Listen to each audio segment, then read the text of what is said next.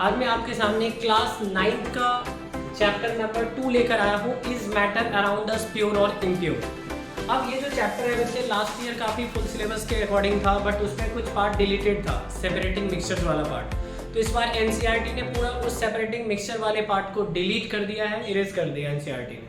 मतलब चैप्टर काफ़ी छोटा सा हो गया है।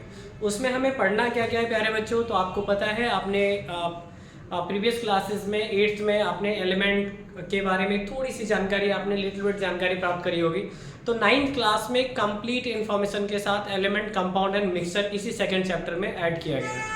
तो उस चैप्टर का नाम है is matter around us pure और इम्प्योर। चूँकि हम फर्स्ट चैप्टर जब हम पढ़ रहे होते हैं तो वहाँ पे हम देख रहे होते हैं कि मैटर के बारे में स्टडी करते हैं कि मैटर है क्या, मैटर की फिजिकल प्रॉपर्टीज़ क्या है, इन सभी चीज़ों के बारे में। बट हम इसमें हम ये जानते हैं कि क्या जो मैटर हम पढ़ रहे होते हैं, क्या वो मैटर हमारे लिए प्योर है या इम्प्योर है। ये दोनों केस हम देख रहे होते हैं कि ये मैटर हमारे लिए प्योर वाला केस है या फिर इम्प्योर वाला केस है। तो दोनों चीज़ों को देखते हैं। तो सबसे पहले मैं आपको एक फ्लो चार्ट से समझाना चाहूँगा चीज़ों को, तो जरा देखिएगा प्यारे बच्चों। आपको पता है कि कोई भी चीज़ कहाँ से स्टार्ट होती है, मैटर से स्टार्ट होती है। बिल्कुल सही बात है सर। और इस मैटर के बेस पे चीज़ों को क्लासिफाई किया गया है। मैटर को दो चीज़ों के क्लासिफिकेशन के बेस पे रखा गया है।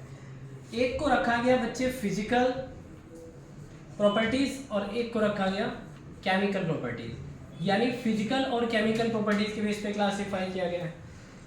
अगर आप फिजिकल प्रॉपर्टीज के बेस पे देखेंगे तो आपने पढ़ रखा है कि सर फिजिकल प्रॉपर्टीज के बेस पे ये हो गया आपका सॉलिड, ये हो गया लिक्विड और ये हो गया आपका गैस, यानी ये तीन चीजें हो गई। और अगर आप केमिकल प्रॉपर्टीज के बेस पे देखेंगे तो आपको दिखाई देगा सर कि ये जो है ये सेपरेट हुआ है आपका प्योर सब्सटेंस के केस में, प्योर सब्सटेंस, और आपको एक कैटेगरी दिया गया है मिक्सचर का। कौन सी कैटेगरी दी गई है? मिक्सचर की कैटेगरी दी गई है। तो प्योर सब्सटेंस और मिक्सचर है। जब हम इसको थोड़ा सा आगे और एलिब्रेट करके पढ़ते हैं तो हमें पता चलता है ऐसा कि सर ये जो सॉलिड लिक्विड गैस है ये हम पूरा का पूरा चैप्टर 1 में पढ़ लेते हैं, पूरा का पूरा चैप्टर 1 में कंप्लीट कर लेते हैं ये फिजिकल प्रॉपर्टीज। तो बचा कौन आपके पास? तो सर हमारे पास बच गया ये प्योर सब्सटेंस वाला केस। तो इसमें ना तीन चीजें आ जाती है बच्चे, एक तो दो चीजें, एक तो आ जाता है आपका एलिमेंट और दूसरा आ जाता है आपका कंपाउंड। क्या आ जाता है? कंपाउंड आ जाता है, एलिमेंट एंड कंपाउंड। और ये जो मिक्सचर है इसकी कैटेगरी अलग हो जाती है।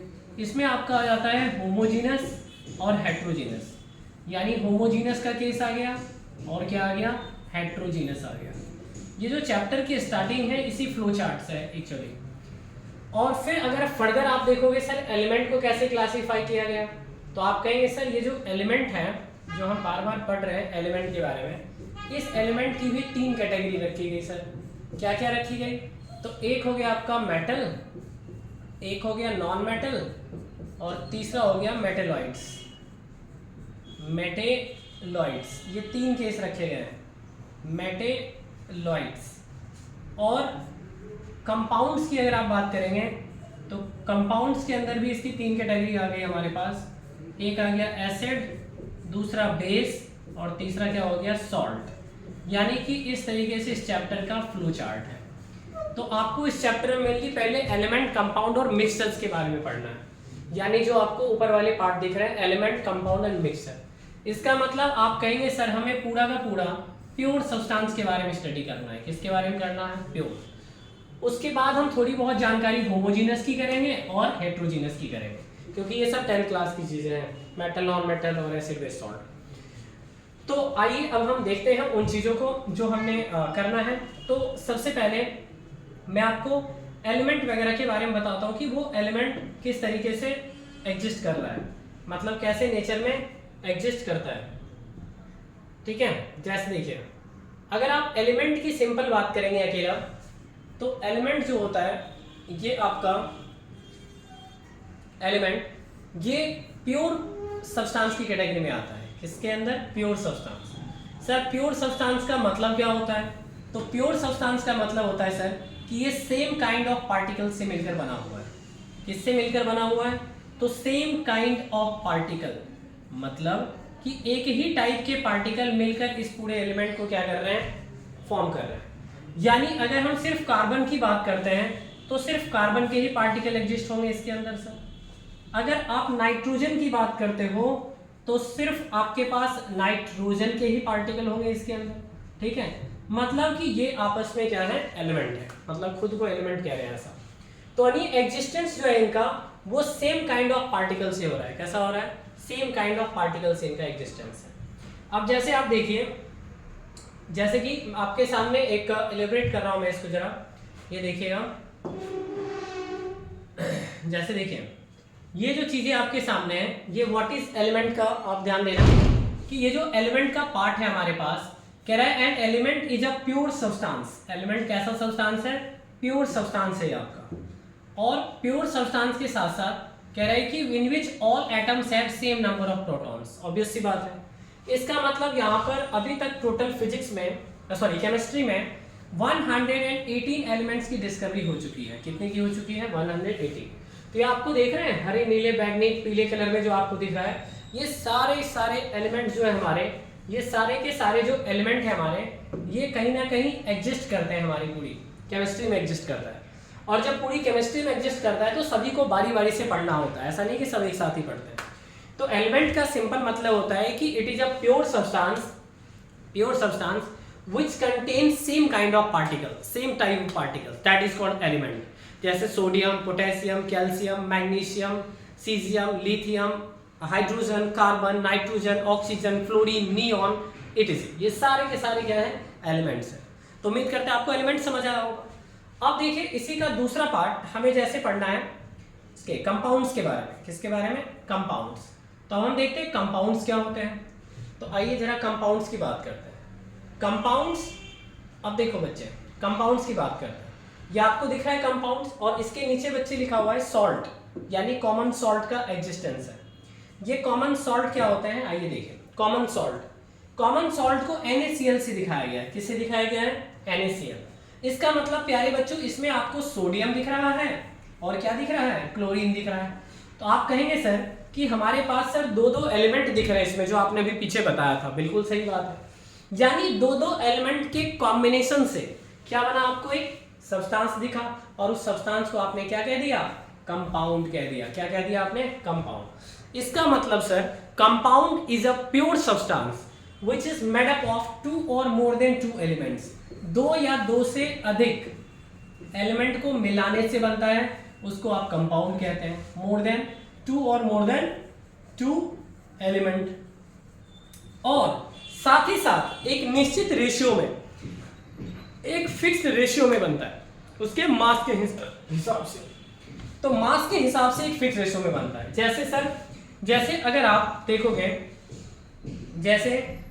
देखोगे तो ऐसे बहुत सारी कैटेगरीज हैं। जैसे आप देखिए, जैसे मैं आपको कहता हूं, मान लीजिए H2SO4 लिखा हुआ है। H2SO4 सल्फ्यूरिक एसिड है, HNO3 नाइट्रिक एसिड है, H2O वाटर है, CO2 कार्बन डाइऑक्साइड है। ये सारे के सारे किसके अंदर आते हैं, ये सारे के सारे किसके अंदर आते हैं, ये सारे के सारे। तो मैं ये कह रहा हूं आपसे कि जितने आप इन सब में देखिए, sulphuric acid, nitric acid, carbon dioxide, water, इन सब में आपको 2 या 2 से अधिक एलिमेंट मिल रहे हैं, और एक निश्चित रेशियो में है इनके मास के हिसाब से। सर हाइड्रोजन, सल्फर, ऑक्सीजन तब जाके मिलता है sulphuric acid. Hydrogen, nitrogen, oxygen तब जाके आप बना रहे हैं नाइट्रिक एसिड। H2O हाइड्रोजन और ऑक्सीजन, कार्बन डाइऑक्साइड, कार्बन और ऑक्सीजन, यानी ये भी एक प्योर सब्सटेंस है। तो element and compound both are pure substances. तो कंपाउंड की कमी नहीं है, ये तो मैं आपको NaCl दिखा रहा हूं, ऐसे बहुत सारे कंपाउंड्स हैं। अब बात कर लेते हैं थोड़ा मिक्सचर्स की। किसकी बात कर लेते हैं, मिक्सचर्स। तो मिक्सचर्स के बारे में समझिएगा। देखिए मिक्सचर क्या होता है। जैसे कि देखो, जैसे कि अगर मैं बताऊं, देखिए मिक्सचर्स, आपको जेलीज दिख रहा है, ये जो है ये जेलीज, इसमें आपको क्या दिख रहा है जेलीज में, ध्यान से देखिएगा। जेलीज में आप कहेंगे सर हमें दिख रहा है इसमें लाल, पीले, हरे, काले, नीले, सफेद, ये सारी चीजें आपको दिख रही हैं डिफरेंट कलर्स के। ये देखो आप, डिफरेंट डिफरेंट कलर्स की चीज़ें आपको दिख रही हैं। इसका मतलब एक ही जगह पर बहुत सारी चीज़ें क्या है, मिक्स है। क्या है, मिक्स है, इंटरमिक्सिंग है। तो इसको आपने नाम दे दिया सर क्या, मिक्सचर। तो क्या इतना ही बात खत्म है? नहीं, हमें जानना पड़ेगा कि मिक्सचर की टाइप किस में बटी हुई है। ये बात श्योर है कि ये एक इम्प्योर सब्सटेंस है। क्या होता है, इम्प्योर सब्सटेंस। मिक्सचर को इम्प्योर की कैटेगरी में रखा गया है। बट इसके दो पार्ट आ जाते हैं बच्चे, एक आ जाता है होमोजीनस मिक्सचर और एक आ जाता है आपका हेटेरोजीनस मिक्सचर आ जाता है। तो एलिमेंट और कंपाउंड प्योर सब्सटेंस था, आप उसको किसी भी केमिकल प्रॉपर्टीज के थ्रू सेपरेट कर सकते हैं, but not the physical properties. अगर मैं आपसे कहूं वाटर में से हाइड्रोजन 10 और ऑक्सीजन 5 चुन के दिखाओ, हाथ से चुन के, आप दिखा सकते हैं क्या? नहीं दिखा सकते। यानी कि उसे हम केमिकल प्रॉपर्टी से सेपरेट कर सकते हैं। वैसे मिक्सचर एक आपका इम्प्योर सब्सटेंस है, जिसको हम कुछ फिजिकल प्रॉपर्टी से भी सेपरेट कर सकते हैं, फिजिकल मेथड से, ये चीज़ है। तो होमो और हेटेरो का मतलब क्या होता है? तो प्यारे बच्चों देखते हैं जरा होमो और हेटेरो का मतलब क्या होता है। तो मिक्सचर एक प्योर सब्सटेंस है, इस बात में कोई दिक्कत नहीं है, बिल्कुल सही है। तो अब जरा ध्यान देना एक मिनट, जैसे कि मैं आपको बता रहा हूं कि मिक्सचर्स के बारे में। तो होमोजीनस में जैसे आप मान लीजिए आपने सॉल्ट सॉल्यूशन बनाया, क्या बनाया, सॉल्ट सॉल्यूशन, या आपने शुगर सॉल्यूशन बनाया। तो सर सॉल्ट सॉल्यूशन बनाया तो पानी जो नमकीन हो जाएगा वो पूरा सॉल्यूशन, तो पूरे सॉल्यूशन में नमकीन होगा, सैलिनिटी नेचर पूरे सॉल्यूशन में होगा थ्रू आउट द सॉल्यूशन। अगर शरबत आपने बनाया चीनी पानी का, तो पूरे शरबत में मिठास होगी और इक्वल अमाउंट में होगा, दैट इज कॉल्ड होमोजीनस। क्या कहलाएगा वो, होमोजीनस। तो यानी कि एक होमोजीनस मिक्सचर को ये कंटेन करेगा, जिसमें कि जो भी आप कांस्टेंट एलिमेंट ले रहे हैं उनकी मात्रा क्या है, फिक्स है, निश्चित है। बात समझ आ रही है? दूसरी बात, अगर हम सिंपल भाषा में हेटेरोजीनस को समझें, तो हेटेरोजीनस क्या होता है, ध्यान दीजिएगा। हेटेरो का मतलब ही होता है डिफरेंट। मान लीजिए आपने 1 kg डस्ट पार्टिकल उठा लिया, 1 kg क्या उठा लिया बच्चे, डस्ट पार्टिकल, और उस 1 kg डस्ट पार्टिकल में बहुत सारी गंदगी है, ग्रास के पार्टिकल हैं, पीपल्स हैं, या जो भी चीजें हैं, मतलब डिफरेंट डिफरेंट टाइप के कंपोनेंट्स हैं। तो आप कहोगे कि सर उसकी मात्रा तो निश्चित है ही नहीं, मतलब वो किसकी कैटेगरी में आ गया, हेटेरोजीनस में आ गया। तो मिक्सचर को इन्हीं दो कैटेगरीज में रखा गया है, होमो और हेटेरो में रखा गया है। तो हम यही आपसे कह रहे थे, यही चीजें हम आपको बता रहे थे कि आज हमने अपने फर्स्ट इंट्रो में आपको बताया कि एलिमेंट, कंपाउंड और मिक्सचर क्या है। लेकिन अब हमारा जो नेक्स्ट पार्ट है, आगे हमें जो पढ़ना है, उसमें हम आएंगे आपके साथ इनके ही सेपरेटिंग मेथड्स, थोड़ा बहुत ऐसे ही आपको मैं नॉलेज दूंगा। और दूसरी चीज हम पढ़ेंगे मेनली सॉल्यूशन के बारे में, true solution, suspension and colloidal, क्योंकि चैप्टर की स्टार्टिंग यहीं से थी, इसलिए मैंने आपको यहीं से स्टार्ट करा। बाकी नेक्स्ट लेक्चर में हमारा आएगा आपका सॉल्यूशन के बारे में, that is true solution, colloidal and suspension. तब तक के लिए very very good evening and thank you so much.